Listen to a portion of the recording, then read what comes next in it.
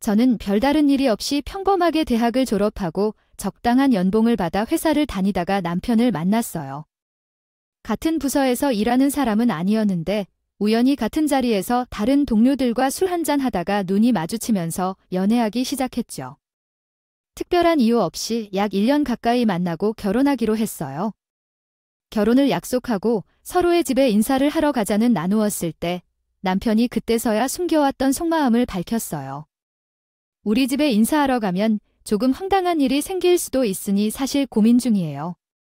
왜냐하면 우리 부모님이 나와 동생을 차별적으로 다뤄왔기 때문이거든요. 장남일이 먼저인 것으로 생각될지라도 반대로 우리 집은 동생이 먼저였어요. 자녀들이 어릴 때 정말 많은 관심을 받았습니다. 똑똑해서 주변에서 주목을 받았는데요. 정말로 장남에게만 관심을 쏟지 않았나 싶고요. 특이한 점은 도련님이라고 불러도 된다는 것이죠. 하지만 도련님은 얼마나 열심히 공부했길래 시댁에서는 도련님을 차별할 정도로 모든 것을 보태주셨을까요? 어릴 적부터 한글을 빠르게 깨끗하게 익히고 숫자에도 관심을 많이 보였지만 그것이 전부가 아니었습니다. 영재학교에 쉽게 입학했고 고등학교는 특목고에 진학했습니다. 학창시절에는 항상 정규 학년 1등의 자리를 놓치지 않았고요. 중학교까지 이야기를 해보면 이야기가 달라지겠지만요. 어쨌든 우리 집에서는 제 동생을 열심히 지원하셨습니다. 학교에서 돌아오면 아버지는 일하러 나가 있었고 어머니는 동생을 보살피느라 정신없었는데 나에게는 특별한 관심이 없었습니다. 그래도 여러분은 성격이 부드럽고 예리하지 않아서 덕분에 별로 고난을 겪지 않았습니다. 문제없이 사춘기도 넘겼다. 나 같았으면 난리를 피우고 있었을 테지만 아무리 그래도 차별은 기분 좋은 일이 아니잖아. 공부 때문에 차별받는 거니까 공부 욕심이 없었으면 뭐 크게 기분 나쁠 일은 없어 보였으나 어찌됐든 동생에게만 시켜도 나는 오히려 성적 압박에서 벗어날 수 있어서 좋았어. 나이를 먹으면서 차별이 심해지고 있다는 것을 절감했어. 특히 대학을 갈 때는 서울에 있는 4년제 대학에 합격했었지. 공부에 대한 지원 없이 혼자 스스로 공부해서 얻은 성과에 뿌듯함을 느꼈지만 아쉬운 건 내가 대학 등록금을 내줄 돈이 없다고 하는 게 아닐까? 아, 장남이 대학을 갔는데 등록금 내줄 돈이 없다고요? 그랬다고 하니 도련님께 과외도 시켜주고 그랬음에도 등록금이 없을 정도로 도련님께 다 쏟아본 거야? 모르겠어. 나한테 학자금 대출받아서 가라고 하더라. 내 동생 뒷바라지를 안 하는데도 돈이 부족하다고 하는데 거기서 아주 어이가 없어서 나도 화를 냈지? 어릴 때부터 영재라고 칭찬하며 키웠던 내 동생이 특목고에 진학 중이었을 때인데 고등학교에 들어가니 성적을 유지하기가 엄청나게 힘들었던 거야. 거기는 진짜 대한민국에 날고 있다는 똑똑한 아이들만 모이는 곳이잖아. 똑똑한 아이들 사이에 있으니까 내 동생은 덜 똑똑한 아이였던 거지. 그래서 얘도 공부에 흥미를 점점 잃어가고 고등학교 2학년 때부터 성적이 쭉쭉 떨어지기 시작한 거야. 그래도 특목고에 다니고 있었으니까 그 아이들 사이에서 꼴찌를 해야 했겠지. 학교 다닐 땐 정말 성적 상위권이 아니더라도 그게 끝이 아니야. 그렇지 않으면 어떡해. 현재 다니는 학교에서 성적이 꼴찌라도 그게 모든 게 아니겠어. 동생의 성적을 보고 우리 부모님도 걱정해서 잔소리를 시작한 거지. 그래서 내 동생도 점차 엇나가기 시작했고 사춘기를 잘 보내놓고 나중에 갑자기 문제가 생겼는지 왜 내가 공부를 해야 하느냐, 공부하기 싫다는 걸까?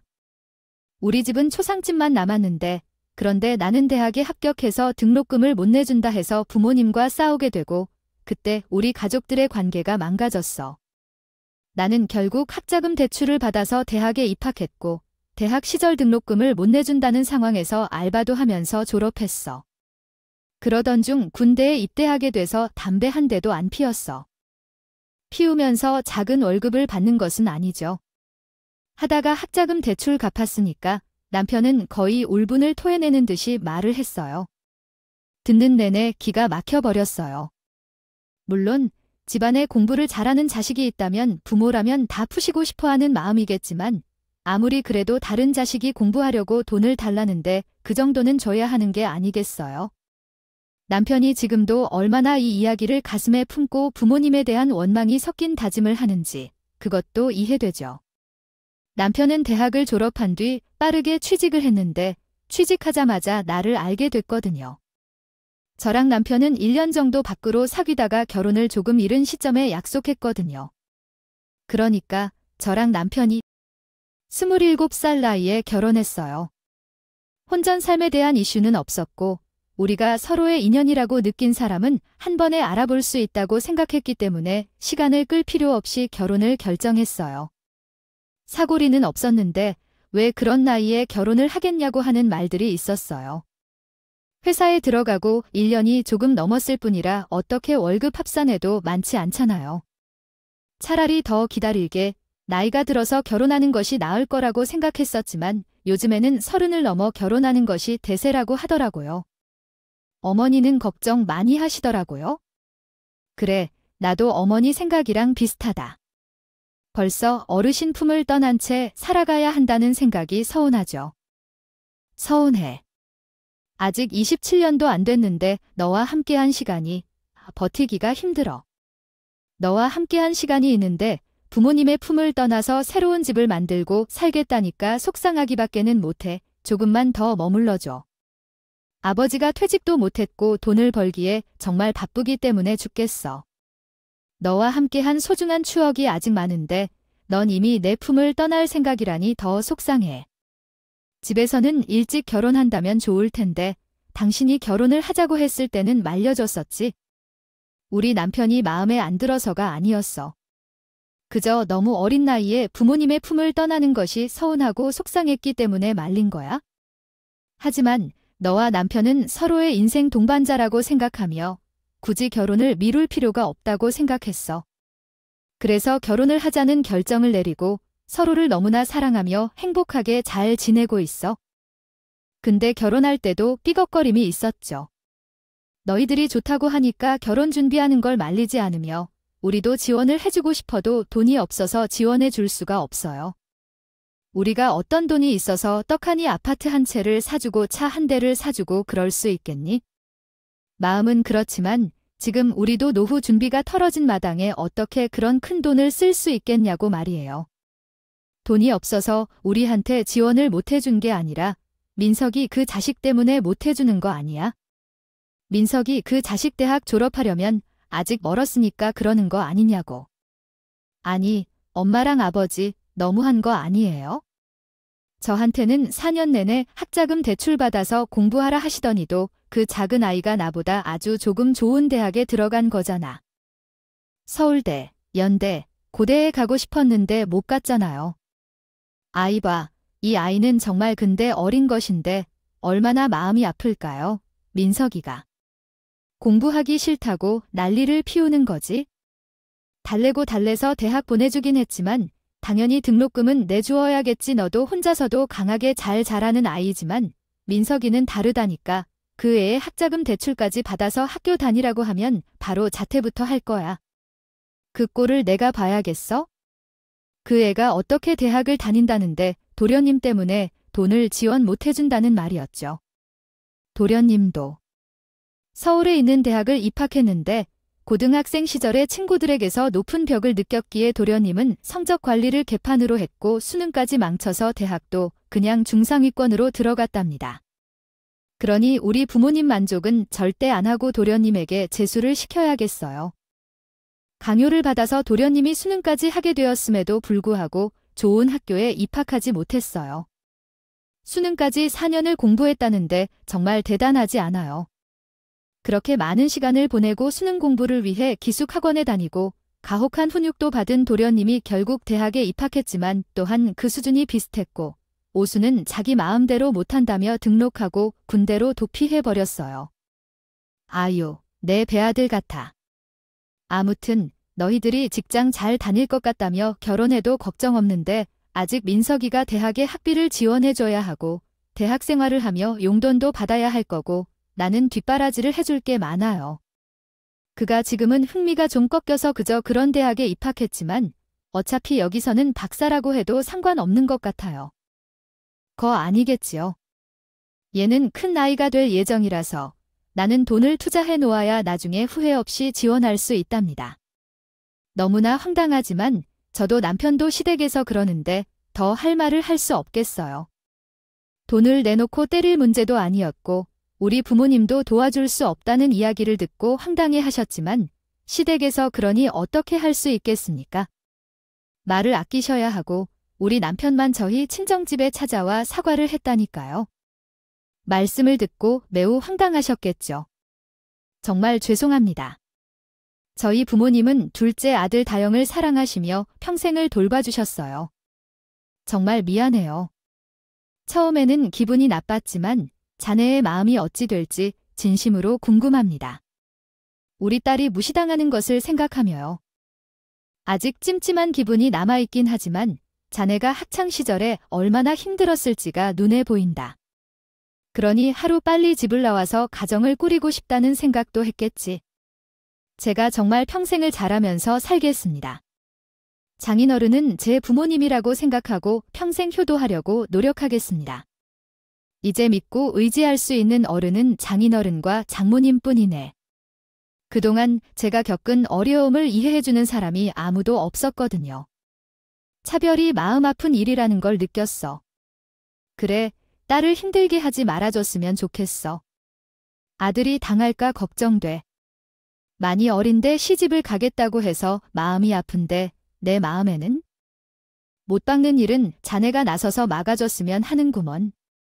남편은 그러겠노라 약속을 했어요. 그렇게 결혼 생활을 시작하고 별 문제 없이 생활을 할 수 있을 거라고 생각했는데 아니나 다를까 문제가 터지더라고요. 바로 도련님이 문제였어요.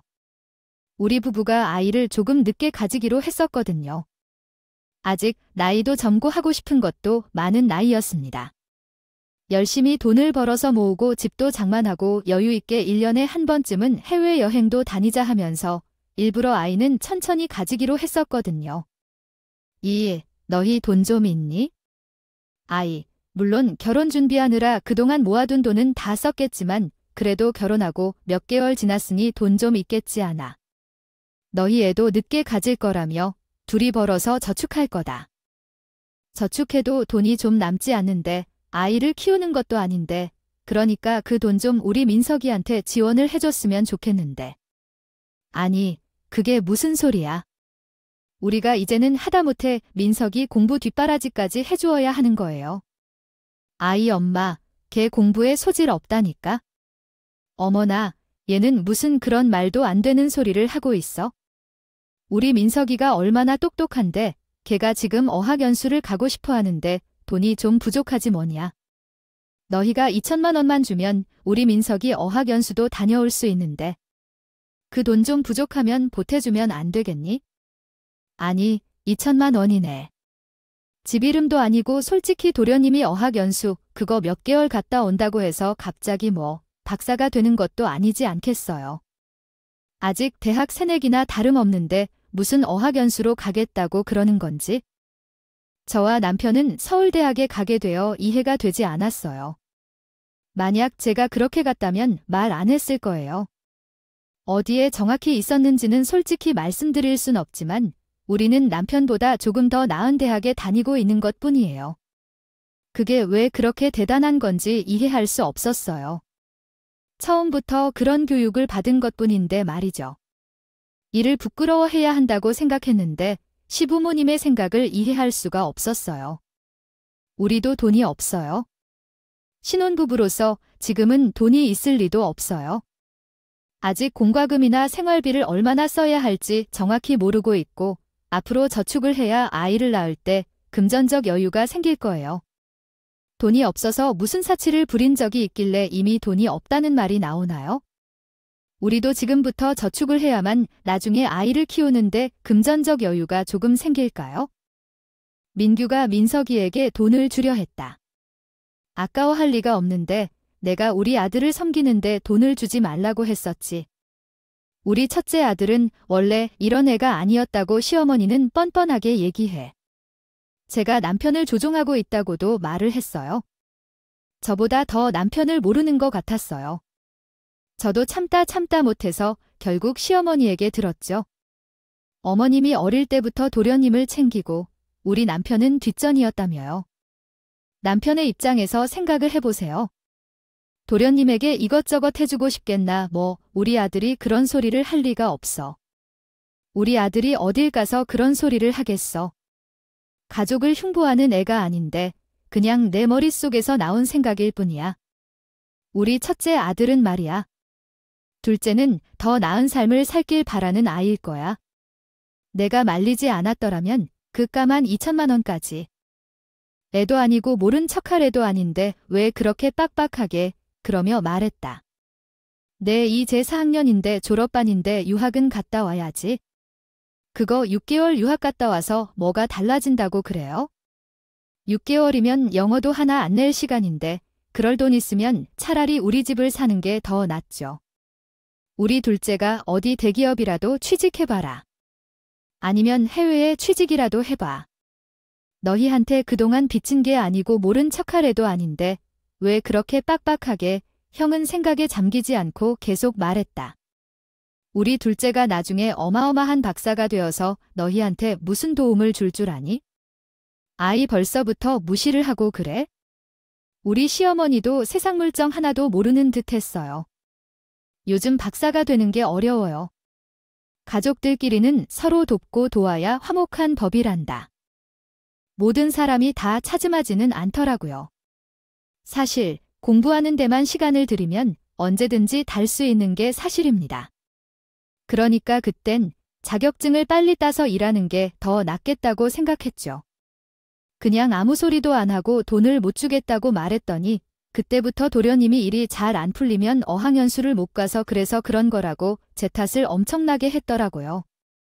그래도 우리 도련님은 특목고 출신으로 대학을 나름 서울의 중상위권 4년제 학교에서 나오셨는데 취직은 그럭저럭 잘 됐다는 건지.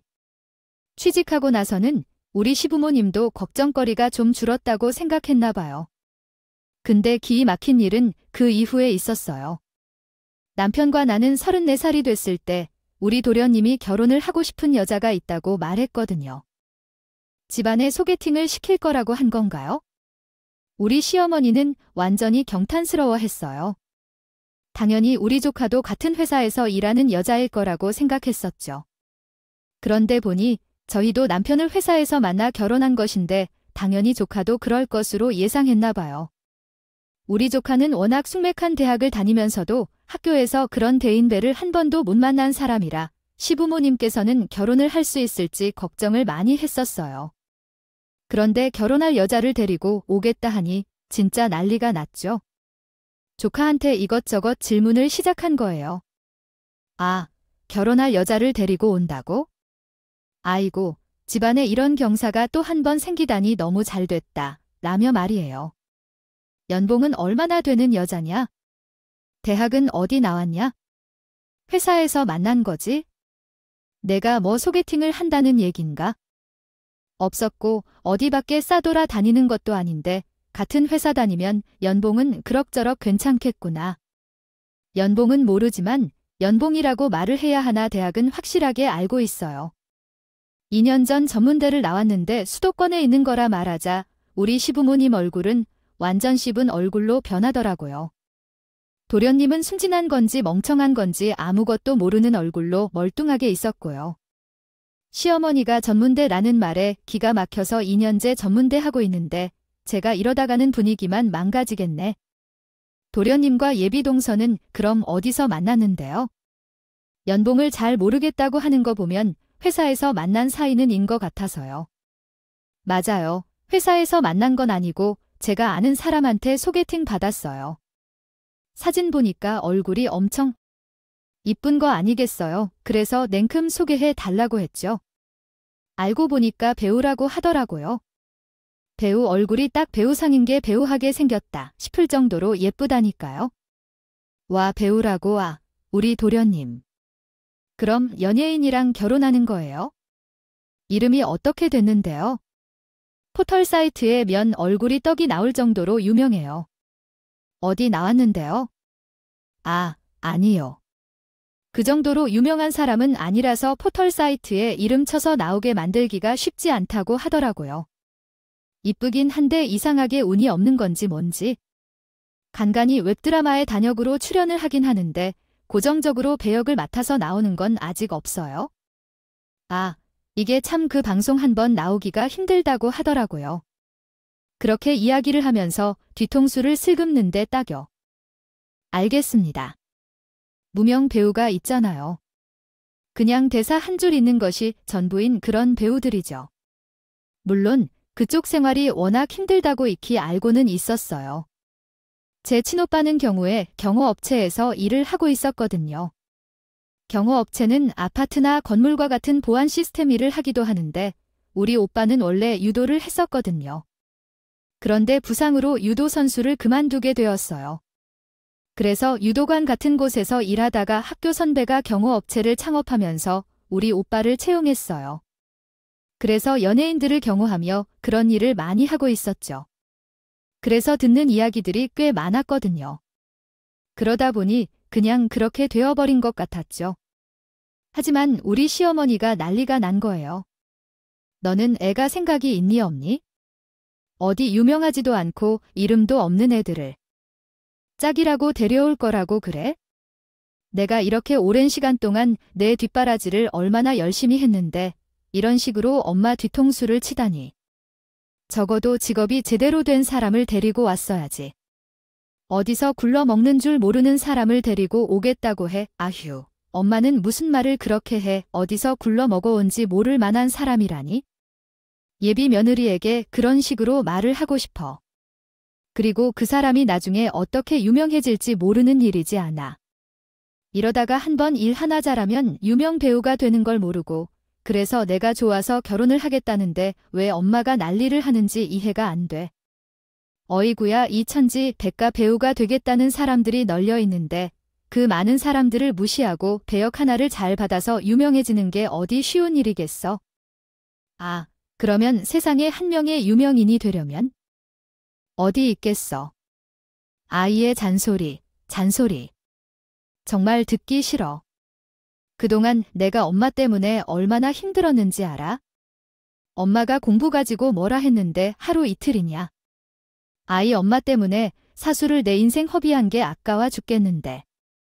이제는 결혼을 하겠다고 하는데도 이런 식으로 딴지를 걸어. 아, 엄마 정말 너무한 거야? 도련님이 악을 쓰며 이야기를 했고 시어머니는 찍소리도 못하고 입을 다물더니 간 건너 불 구경한다 하는 심정으로 그 둘의 말다툼을 구경만 했어. 아무튼 도련님이 예비 동서를 주말에 소개해 줄 거라고 했고 시어머니는 머리를 싸매고 눕거나 아무도 시어머니 편을 안 들어주니까 결국엔 포기를 했어. 사실 누가 시어머니의 편을 들겠어? 그동안 도련님의 인생을 자기 마음대로 해왔으니까. 주물렀다 입맛대로 하게 내버려 둘 수는 없는 일이잖아요. 주말에 인사를 드리겠다고 통보를 하듯이 말을 하더니 정말 날짜가 되자 시댁으로 예비 동서가 인사를 하러 왔는데 얼굴이 예쁘긴 정말 예쁘더라고요. 저랑 남편도 궁금해서 시댁으로 발걸음을 옮겼거든요. 근데 그 예쁜 얼굴을 가지고도 예비 동서가 온 이유를 명확히 알겠더라고요. 싹수가 없어도 너무 없는 게 아니겠죠? 우리 오빠가 그랬거든요. 유명한 연예인들일수록 겸손하고 주변 사람들을 잘 챙긴다고 하죠. 근데 예비 동서는 예의를 무시한 모양이었어요. 아니, 아무리 그래도 첫 만남인데 어디 한정식집도 아니고 시댁에서 밥을 먹게 될 줄은 몰랐어요. 혹시 이게 처음부터 시집살이 시킬 셈인가요? 아니잖아요. 내가 배우라는 걸 들었잖아요.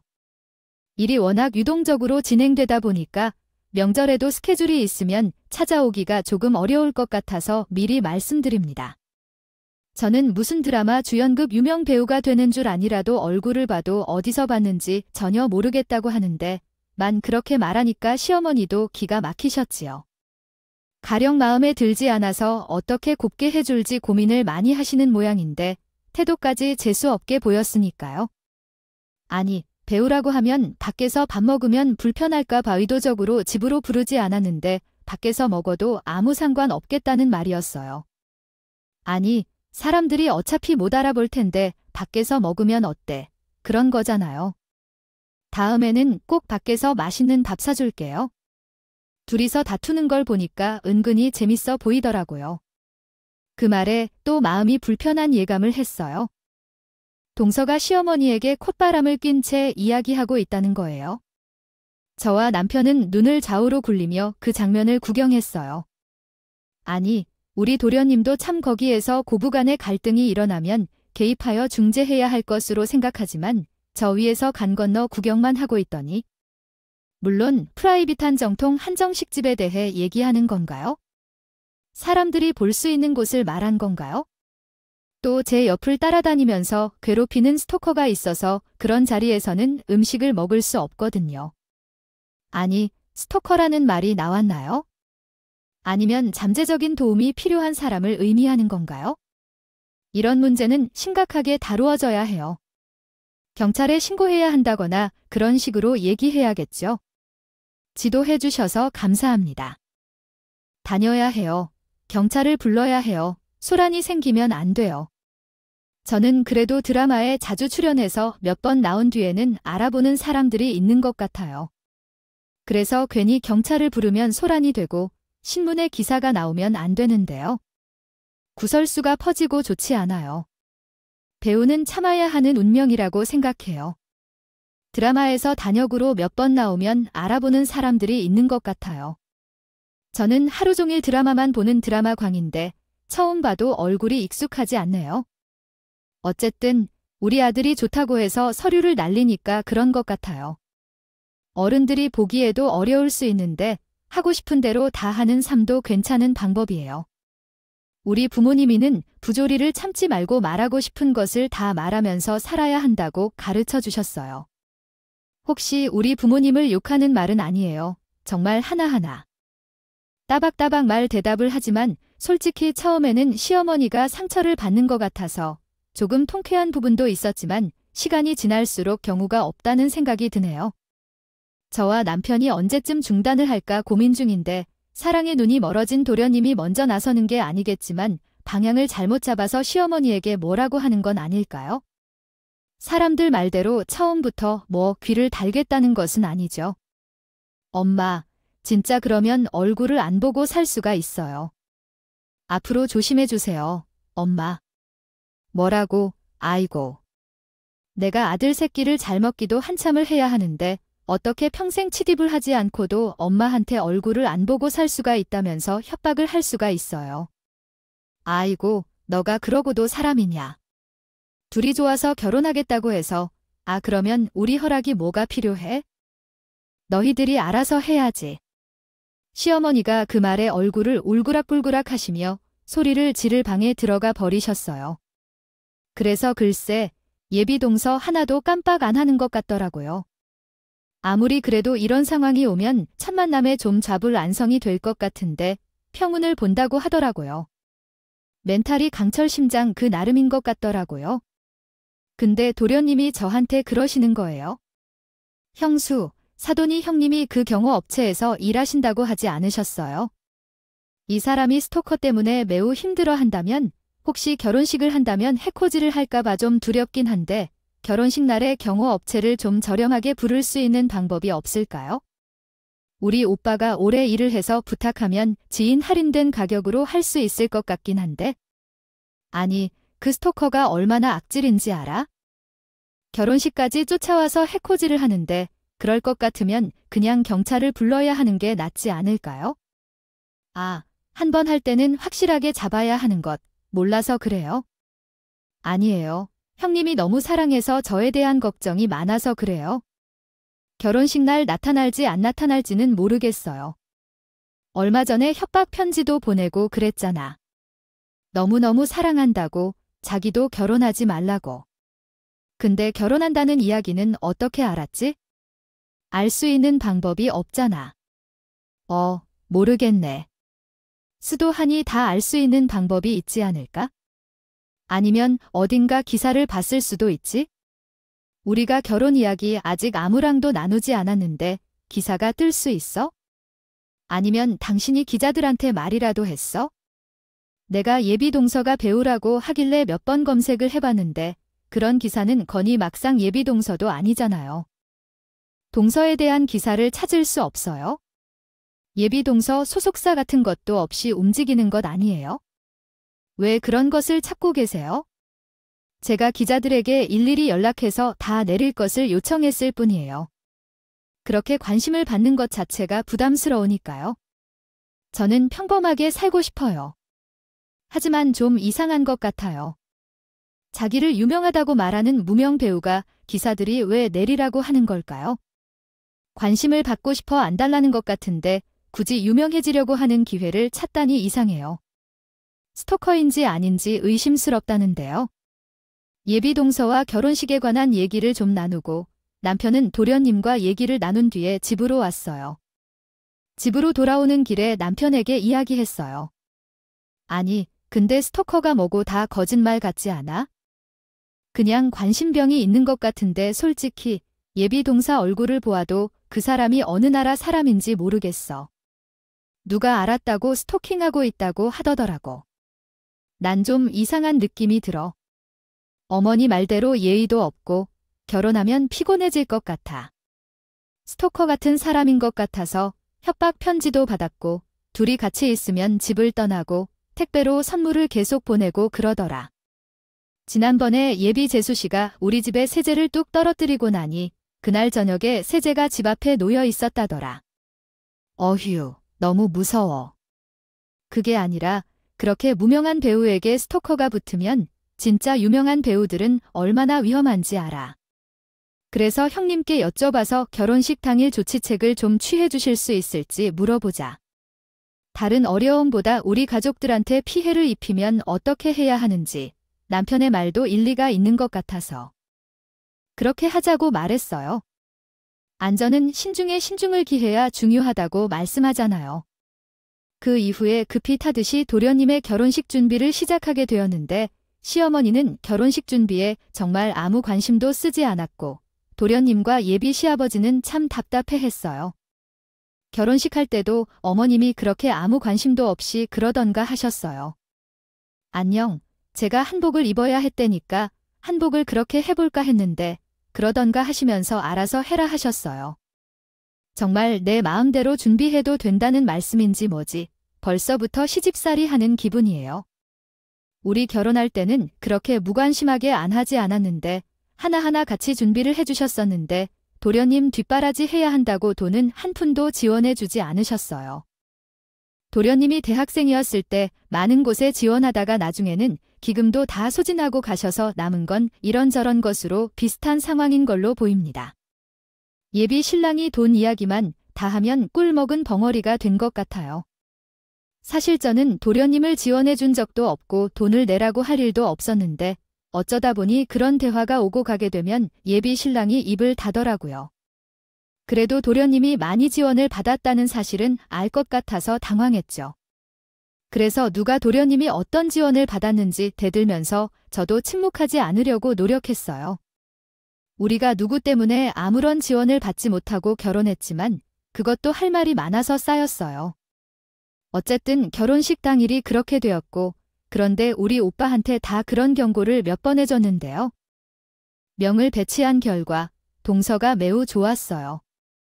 죽을 것 같더라도 우리 형제도 시부모님이 결혼식을 19층에서 열고 오시기 때문에 보편적으로 보다 더 힘을 주어 경호원들을 배치해주기도 했어요. 식장에 까만 양복을 입은 경호원들이 무전기를 가지고 서 있어서 얼핏 보면 매우 중요한 사람이 결혼하는 것처럼 보였어요.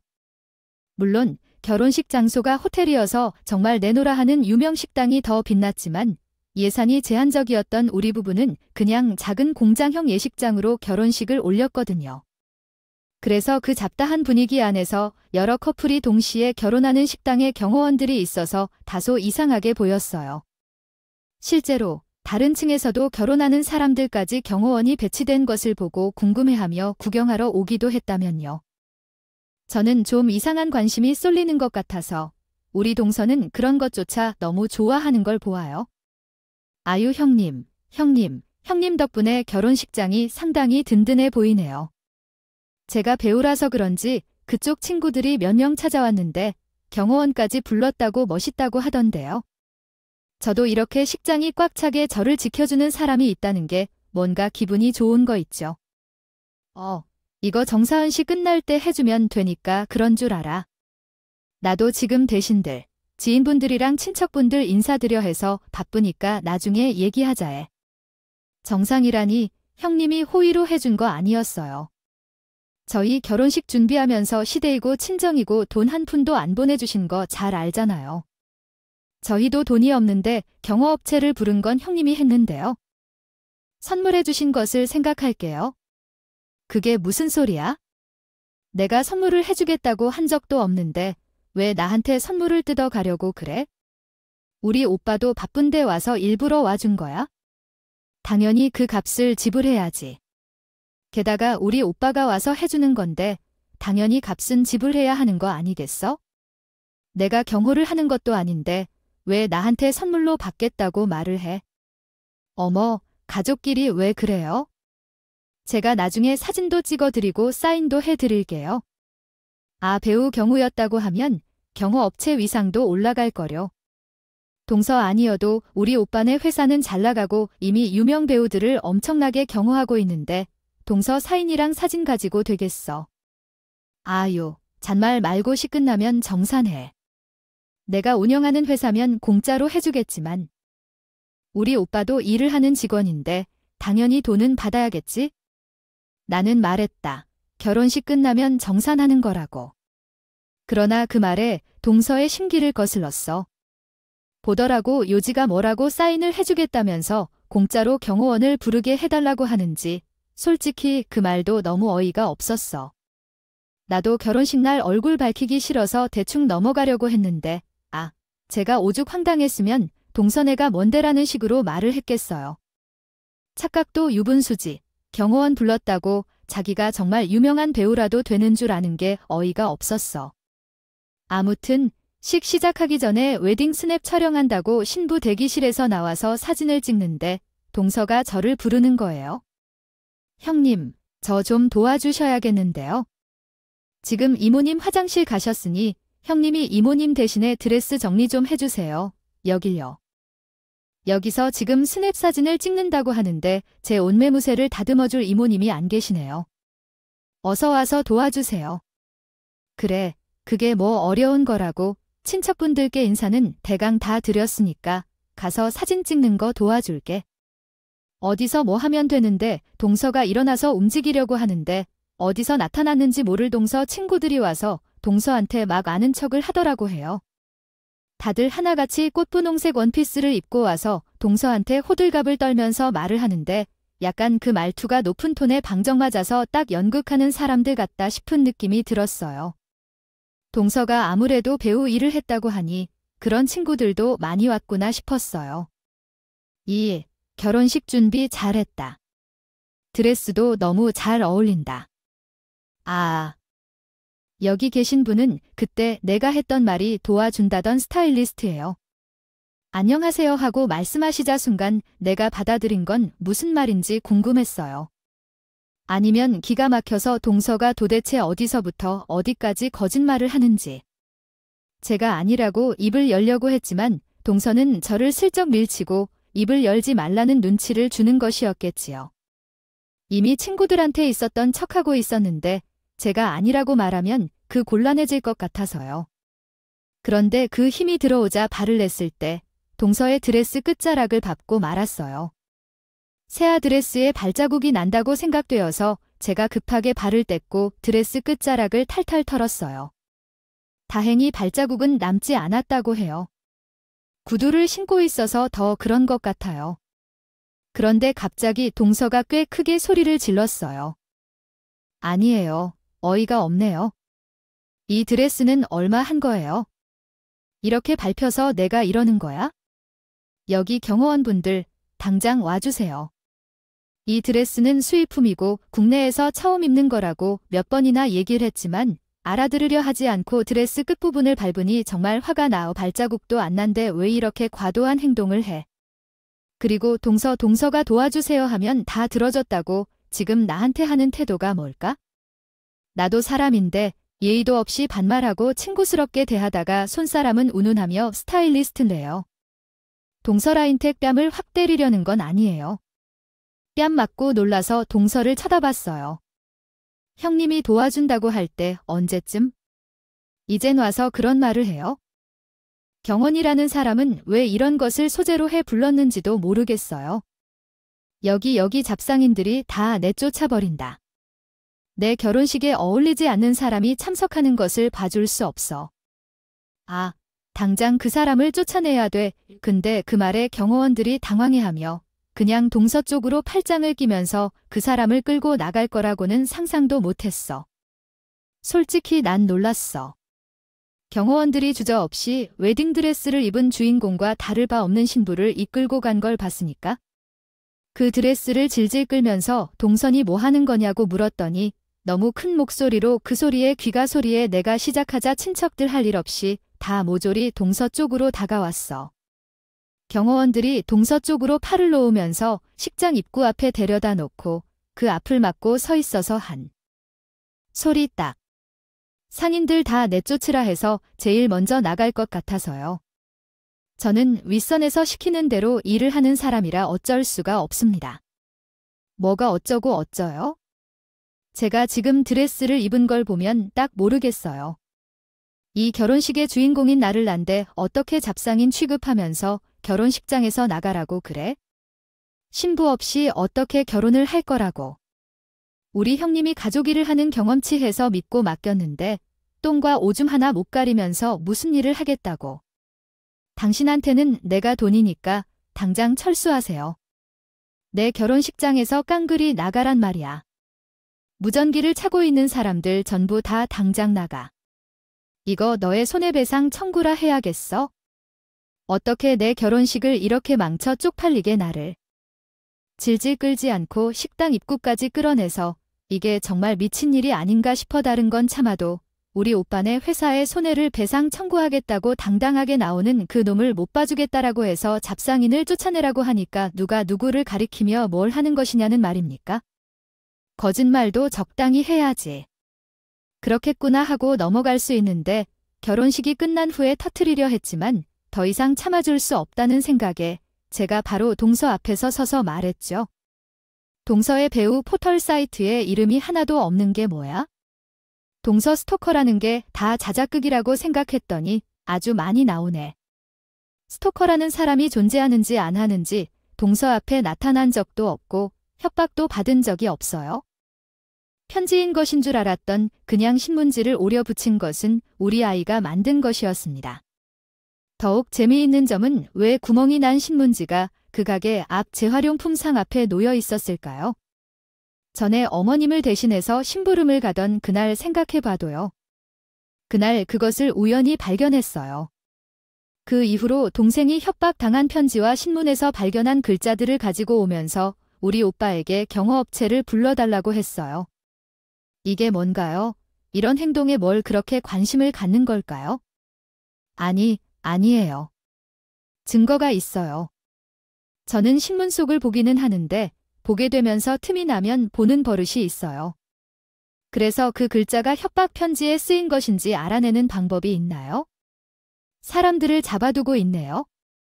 이런 사람들이 증거 없이 사람들을 억지로 연루시는 것은 전부 모욕죄로 고소당할 수 있는 사안이에요. 내가 학교에서 배운 것을 생각해보면 그런 종류의 고소를 한 적이 있었을 것 같아요. 저는 반드시 진실을 밝혀내야겠어요. 아직 뭔 일이 있는지 명쾌하게 밝혀야겠어요. 신문지를 보다 보면 잉크가 손에 묻는다는 사실을 몰라서 그런지 어쩐지 그날 어머님의 심부름을 하는데 손이 아주 떨리더라. 자작을 끝까지 한 이유를 곰곰이 생각해보니 도련님 때문인 것 같다. 하나도 가진 것이 없는데 도련님과 결혼은 하고 싶고 배우는 건 싫지만 배워야 한다고 속이고 작품 한 편도 없는데 스토커라고 만들어야겠다고 생각했던 거 아니냐. 우리 도련님이 나름대로 잘 푼 건 아니지만 지금도 좋은 회사에서 일하고 있고 평생 노후 걱정은 할 필요가 없을 것 같아서 그런 거 아닌가 싶기도 해. 제가 코치코치 물으면서 말을 꺼내면 동서는 아무런 말도 못하고 누나를 상대로 놀리고 있지 않을까? 아니면 거짓말을 하려고 한다면 철저히 준비를 해야 되는데 전혀 그런 준비를 하지 않는다면 원래 거짓말로 가리고 싶다면 앞뒤가 안 맞게 됩니다. 맞는 상황이 생기기도 하고 더욱 크게 커져서 나중에는 펑하고 터지는 법이지 않나요?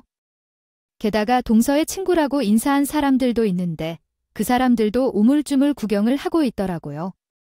하지만 사실 저는 그 사람들의 정체도 알고 있었어요. 우리 오빠의 눈썰미로 잡아낸 건데 실제로 전부 알고 나니까 소름이 돋더라고요.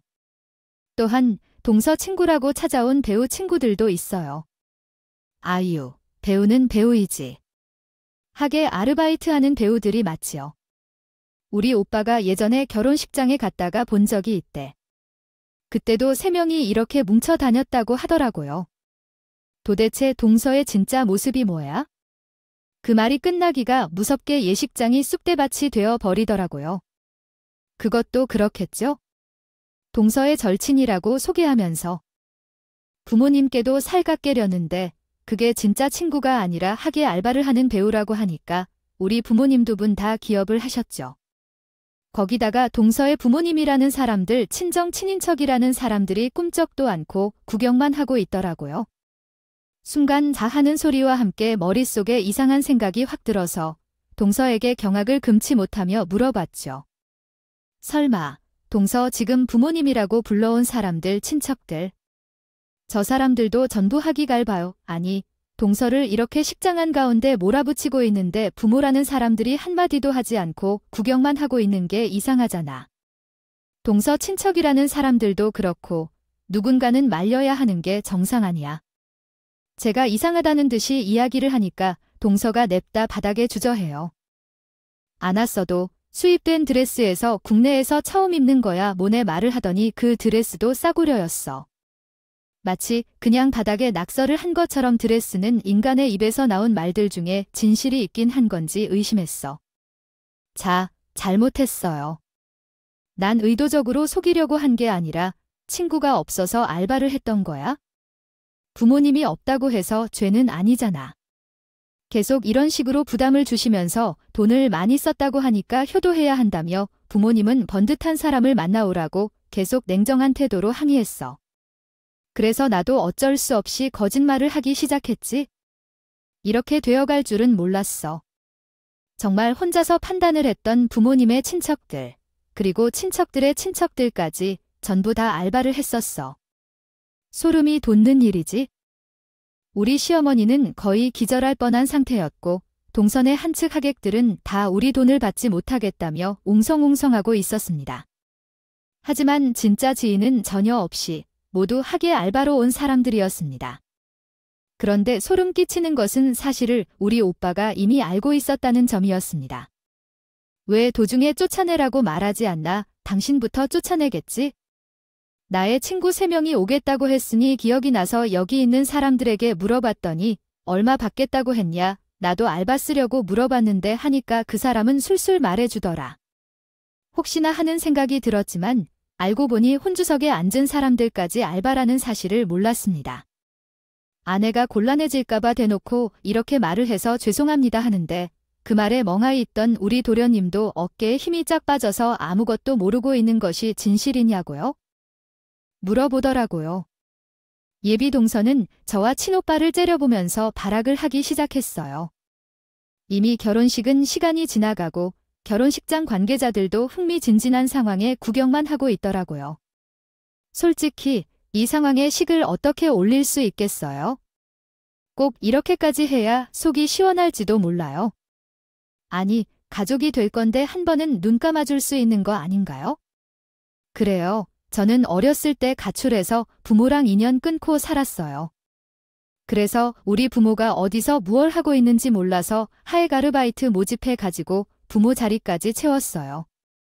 나중에 해외로 이민 가서 산다면 장땡이니야. 그럼 왜 나랑 결혼하겠다고 한 건데? 그냥 남한테 피해 안 끼치고 혼자 잘 살면 되지 왜 나까지 끌여들여서 결혼해서 거짓말하면 살려고 그랬던 건데? 아니요. 인생까지 말아먹으려고 그러냐 너야? 꽃뱀이 순진한 척 모든 걸 다 거짓말치고 내 등을 살고 내 돈으로 호화로운 휴식을 취하려고. 그래서 내가 얼마나 힘들게 살아왔는지 알겠지? 카츠란 여자애가 어디서 일을 할 수 있겠어? 뒷골목에서 아르바이트만 하다가 과거를 청산하고 한 번은 잘 살아보겠다는 결심을 했다. 왜 이름까지 바꾸고 반반한 얼굴로 착실하게 살아보려고 하니까 순진하고 멍청한 남자들이 돈을 주는 거 아니겠냐? 근데 그 중에서도 내가 돈을 가장 잘 벌어. 나는 내 돈으로 호화로운 생활을 좀 해보겠다고 생각했어? 뭐가 나빠? 아, 너도 나를 이쁘다고 좋아했잖아. 얼굴만 보고 좋아했잖아. 그걸 좀 이용해 먹을 생각이야.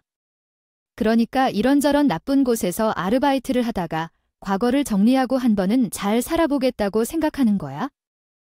이름까지 개명한 후 반반한 얼굴로 순진한 남자 하나를 물어서 등에서 먹고 살려고 했던 꽃뱀이 있었죠. 그러던 중에 도련님이 걸렸고 그녀에게 무슨 직업을 가지고 있는지 물었더니 만만하게 무명 배우라고 소개했죠. 이후 거짓말이 커져갔어요. 여자애가 드레스를 입고 주저앉아 오자 시어머니는 환영을 받았는지 아니면 참고 있던 것들을 터뜨리기 위해 그녀의 머리를 잡고 흔들며 손쉽게 난리를 부르짖었어요. 도련님도 다리에 힘이 떨어져 주저앉아 버리고 개판 아수라장이 되었죠. 알바들은 계좌로 입금 요청하고 자리를 떠나고 시댁 가족들과 친구들은 손가락질을 하며 난리가 났어요. 아이고, 나 그냥 바지랑이를 잡았어야 하는데 라며 붙잡고 말았어야 했어요. 민석이 쪽팔림을 다 당하고 이제 어떻게 사나. 많은 사람들 앞에서 이런 일을 겪다니 아이고. 우리 민석이 장가를 갔다. 이제 바보로 여겨진다. 우리 시어머니 결혼식장에서 통곡을 하며 남편과 함께 우리 오빠에게 감사 인사를 먼저 드렸어요. 그 뒤에 어떻게 됐느냐고 물으니 뭘 어떻게 됐겠어요. 결혼식은 아무래도 파투로 끝났고 도련님은 그 꽃뱀에게 손해배상 청구 소송을 제기했어요. 본인은 남들 앞에서 바보로 만들었다며 아직도 불시에 불친다 하더라니요. 아직 소송 중이긴 하지만 증거가 너무 명확해서 도망칠 여지는 없다고 말하더라고요. 그래서 용돈이라도 뜯어내야겠어요. 우리 시어머니는 이후 도련님 상종 없이도 도련님에게 팔려서 고개도 못 들고 다니는 중입니다. 저는 그냥 자업자득이라고 생각해요. 그렇게 주변에서 아니다 하는데도 본인이 고집을 부리며 우리 둘째 아들이 천재라고 박박 우기던 시어머니가 결국에는 둘째 아들을 바보로 만든 게 아닐까 싶고요. 뭐 자기들의 인생 앞으로는 자기들이 알아서 살겠죠. 저는 남편과 둘이 행복하게 살고 있습니다. 제가 겪었던 웃지 못할 이야기를 함께 들어주셔서 감사합니다. 아,